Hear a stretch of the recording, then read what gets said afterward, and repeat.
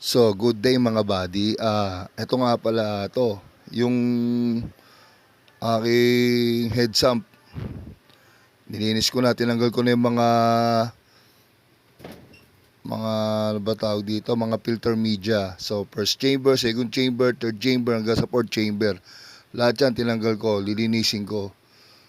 Lilinisin natin to. Lilinisin natin. So, ito na. So, yan, malinis na.